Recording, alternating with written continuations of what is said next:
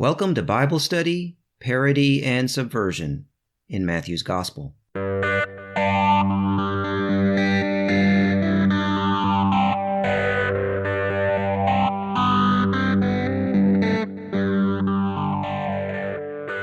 have finally arrived after 2 years at the last regular episode of this podcast series, the final passages of Matthew about the resurrection of Jesus.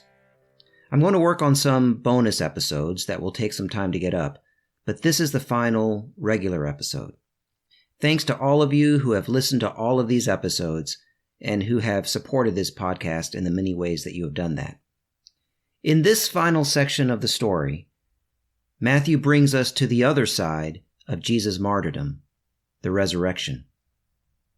Back in 1973, Ernest Becker published his groundbreaking book, The Denial of Death, which convincingly proposed that the human striving to deny death its power over us is the primary and fundamental struggle of societies and individuals. The gospel story, as told in Matthew, ends by addressing this primal struggle.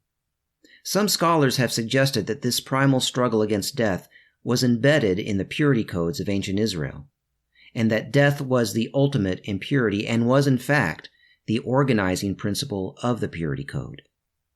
Matthew Thiessen, in his 2020 book, Jesus and the Forces of Death, convincingly argues that the Gospels portray Jesus consistently and successfully fighting the ultimate ritual impurity, the impurity of death, and that the resurrection is the ultimate triumph over this impurity.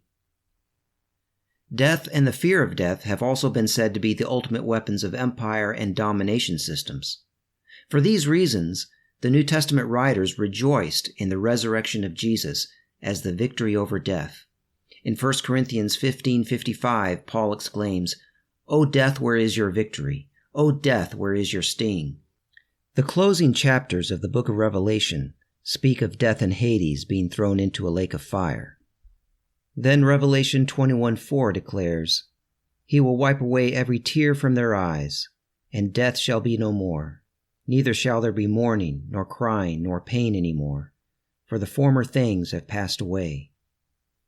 In this hope, in this faith, Jesus has called his disciples in Matthew to take up their crosses, because in this way they overcome the ultimate weapon of the empire and of the ruling classes.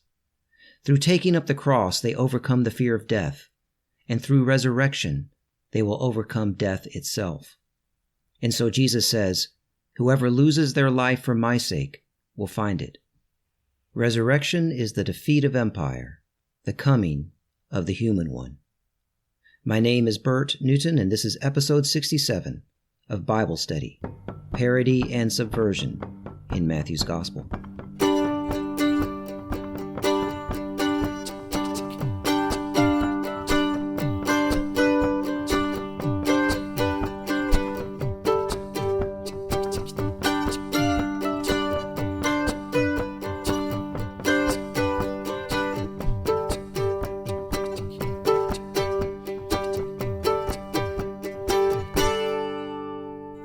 We begin with a couple of verses that close out the scene at the cross and transition us to the scene at the tomb. Let's read verses 55 to 56. Many women were also there, looking on from a distance. They had followed Jesus from Galilee and had provided for him. Among them were Mary Magdalene, Mary the mother of James and Joseph, and the mother of the sons of Zebedee. In the last episode, we saw at the cross that Jesus was abandoned by the male disciples, the crowd, and even God.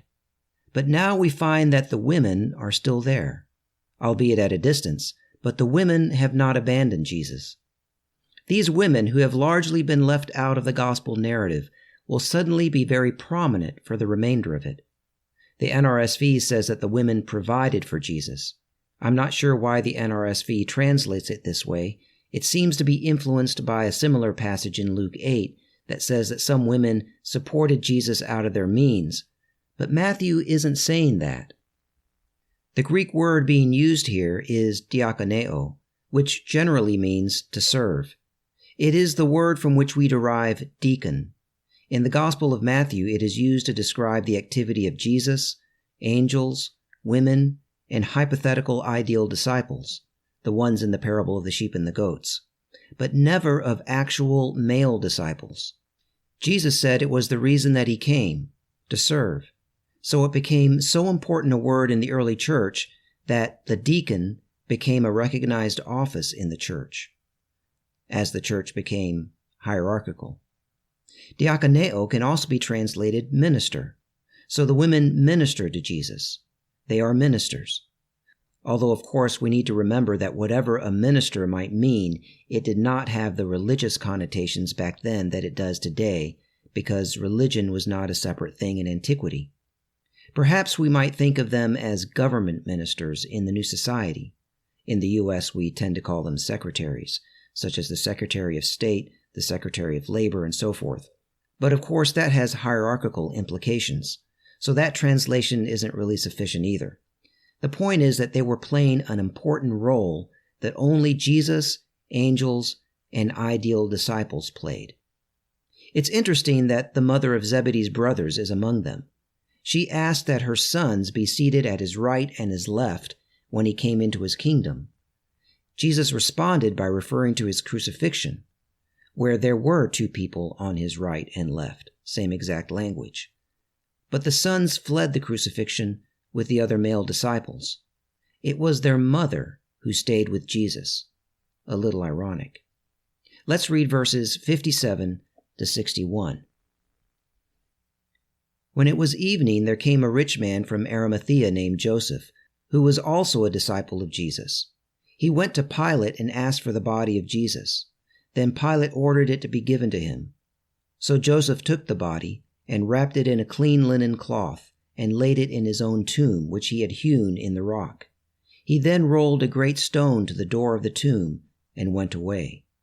Mary Magdalene and the other Mary were there, sitting opposite the tomb.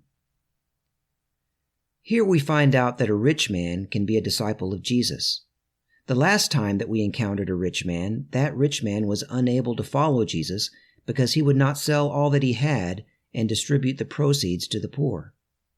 But if we remember that scene, Jesus did not require that of him at first.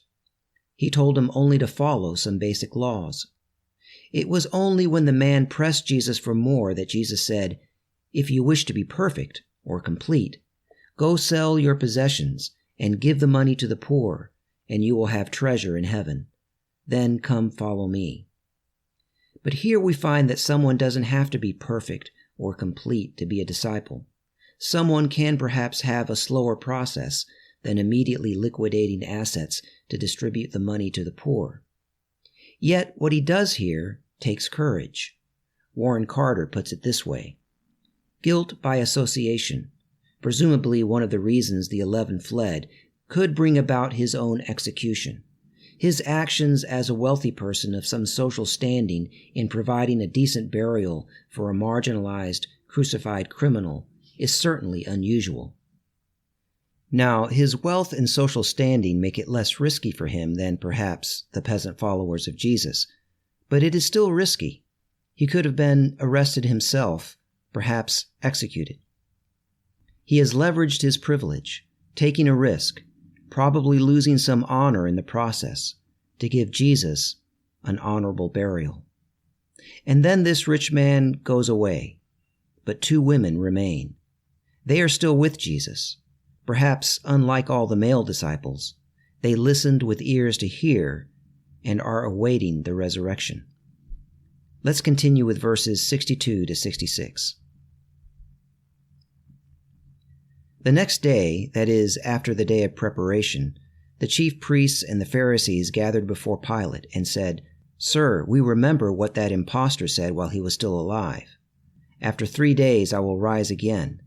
Therefore command the tomb to be made secure until the 3rd day, otherwise his disciples may go and steal him away and tell the people he has been raised from the dead, and the last deception would be worse than the first." Pilate said to them, "You have a guard of soldiers, go make it as secure as you can." So they went with the guard and made the tomb secure by sealing the stone. The members of the Sanhedrin are afraid of a deception because that's what they would do.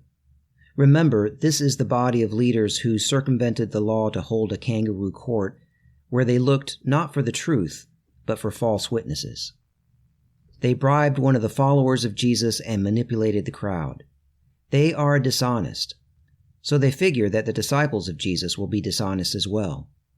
Ironically, they set up a situation in which the resurrection will be that much harder to deny because it will happen with a sealed tomb and a guard of soldiers. Let's continue with chapter 28, verses 1 to 10. After the Sabbath, as the first day of the week was dawning, Mary Magdalene and the other Mary went to see the tomb. And suddenly there was a great earthquake, for an angel of the Lord descending from heaven came and rolled back the stone and sat on it. His appearance was like lightning, and his clothes white as snow. For fear of him the guards shook and became like dead men. But the angel said to the women, "Do not be afraid. I know that you are looking for Jesus who was crucified. He is not here, for he has been raised as he said. Come see the place where he lay.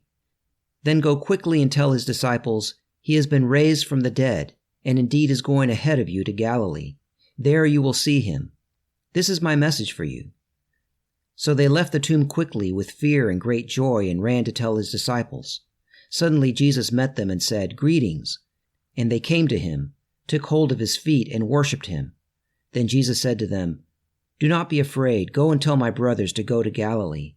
There they will see me." The women who keep coming back, who have never abandoned Jesus, even in death, are the first witnesses to the resurrection. Matthew says that they went to see the tomb. Warren Carter notes that the Gospel of Mark says that the women come with spices hoping to anoint Jesus' dead body. But Matthew does not have them bringing spices, and simply says that they went to see the tomb. Matthew focuses on the women as witnesses. That is Matthew's framing. In Mark, they ask who will roll away the stone, but not here in Matthew. In Matthew, they come as witnesses to see. Carter notes that throughout this gospel, having eyes to see signifies understanding. Perhaps the women have understood Jesus and are coming in hope and faith to witness the resurrection. And that's exactly what they witness. There is a great earthquake, as there was at the crucifixion. The earthquake links the crucifixion and the resurrection together. They are two sides of the same coin. An angel appears like lightning. The audience is reminded that Jesus said that the coming of the human one would be like lightning in the sky. The soldiers faint out of fear, becoming like dead men. The script has been flipped again. Jesus is alive, and the soldiers are like dead men. But not really dead, just like dead men, because this is a nonviolent gospel. The soldiers faint out of fear when the angel comes, but the women don't. They talk with the angel. They get the first tour of the empty tomb, and they are charged with being the first bearers of the message of resurrection. And then they meet the risen Jesus. This is the resurrection that the audience has been waiting for. Resurrection, as I have said previously, signified in ancient Israelite literature the final victory over the empires that had oppressed Israel. But in those writings, resurrection was either metaphor or it was in the future at the end of time. This is literal resurrection within history. This gospel still speaks of a future resurrection, the final victory, but Jesus' resurrection brings that future into the present. Last year, I listened to a series of Yale lectures by Christine Hayes, which are free on YouTube and which I highly recommend. She suggested that the prophetic books prior to the apocalyptic period looked for hope within history, but as time went on and Israel continued to be oppressed by one empire after another, the apocalyptic writers began to place hope in a future beyond history, in a final resurrection. I'm not fully in agreement with her on that, if I understand her correctly. I think that the apocalyptic texts are more hopeful and were relevant to their original audiences, times, and circumstances. But in general, she makes a good point. And that's what makes the gospel story so interesting. It comes out of that milieu. And yet, it doesn't put off all hope to a future resurrection. Rather, it tells a story of the future breaking into the present through the resurrection of Jesus. Let's continue with verses 11 to 15. While they were going, some of the guard went into the city and told the chief priests everything that had happened.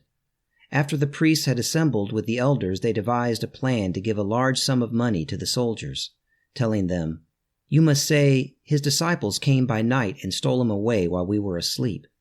If this comes to the governor's ears, we will satisfy him and keep you out of trouble." So they took the money and did as they were directed, and this story is still told among the Jews to this day. We shouldn't understand the term Jews in this passage to refer to all people who today we would call Jews. This is a reference to those whose allegiance was to the political establishment in Israel that collaborated with Rome during the time of Jesus, and that at the time of the writing of Matthew may still have been trying to work things out with the powers of the empire and were continuing to practice a politics of hierarchy and power. So the Sanhedrin bribes the soldiers just as they bribed Judas. As Carter observes, they try to buy off the resurrection. They have no interest in the truth. They merely want to stop the idea of resurrection. The news of this resurrection is dangerous to them. It will give the people hope and faith that is beyond their control. This is comical in a way. The thing that they were supposedly afraid of, that the disciples would steal the body, becomes the story they deceptively tell. And the story they have devised is not even a good one. If the soldiers were asleep, then how do they know the disciples stole the body? And how could the disciples not wake them up while rolling away a sealed stone? Just how soundly do these soldiers sleep? Let's continue with verses 16 to 20. Now the 11 disciples went to Galilee, to the mountain to which Jesus had directed them. When they saw him, they worshipped him, but some doubted. And Jesus came to them and said, "All authority in heaven and on earth has been given to me. Go therefore and make disciples of all nations, baptizing them in the name of the Father, and of the Son, and of the Holy Spirit, and teaching them to obey everything that I have commanded you. And remember, I am with you always, to the end of the age." The story ends in Galilee where it began. It has come full circle. This passion narrative has involved elements that occurred in the opening chapters of the story, such as an angel and a dream by Pilate's wife and the title King of the Jews. These were all things that were in the opening chapters of Matthew. And now it takes us back to Galilee, to an unnamed mountain. Jesus taught and healed people and was transfigured on unnamed mountains in Galilee. And now this is the sort of place where he gives his final commission to his disciples. And the last word that we get regarding these disciples is that some of them doubted. That is the last thing the narrator says about them, that some of them doubted. This is not a gospel of simple platitudes. Nothing is easy. Even after all they've been through, or maybe because of all they've been through, some of the disciples have a hard time believing. But they are gathered on this unnamed mountain. It's not Mount Zion, which is Jerusalem. It's not Mount Olympus, where the Roman gods live, nor is it the 7 hills of Rome. It is a no-name mountain in backwater Galilee. That's where Jesus gives the Great Commission to his disciples to take the movement transnational. Go therefore and make disciples of all nations. Carter compares this commission to the declarations of Rome's mission to militarily dominate the world, a mission which was declared on coins and monuments, at festivals, by poets and historians. For example, Romulus, one of the mythical brothers who was said to have founded Rome, declared, "Go and declare to the Romans the will of heaven, that my Rome shall be the capital of the world. So let them cherish the art of war, and let them know and teach their children that no human strength can resist Roman arms." In contrast, Jesus' commission is not about war and domination. It is about spreading the message of God's new society that he taught them, the message about a new society of justice and mercy. It is about teaching people and making all the nations disciples of this teaching, and baptizing people from all the nations, giving them citizenship in the new society, under the name of the one Father that supplants and replaces all earthly fathers, and of the Son who was crucified by the empire and overcame it through resurrection, and of the Spirit which Rome drove out of him, but which has been revived with him, a spirit which has known marginalization and suffering unto death, so that in that knowing it will make the first last and the last first, so that the whole world will be healed. Jesus' Great Commission is nonviolent and is embedded in his life, his teaching, his crucifixion and resurrection. It is embedded in the life of a peasant king who came to serve, who was tortured and executed by the empire, and who rose from the dead in nonviolent victory over the empire. The human one has come so that the humanity of the whole world can be healed. And thus concludes the Gospel of Matthew. My name is Bert Newton. The music for this episode has been provided by Bob Nolte and David Martin. Please spread the word about this podcast. It will remain up for quite a while. And give us ratings and reviews that will draw others to it. While this is the last regular episode of this series, we may be adding special episodes from time to time.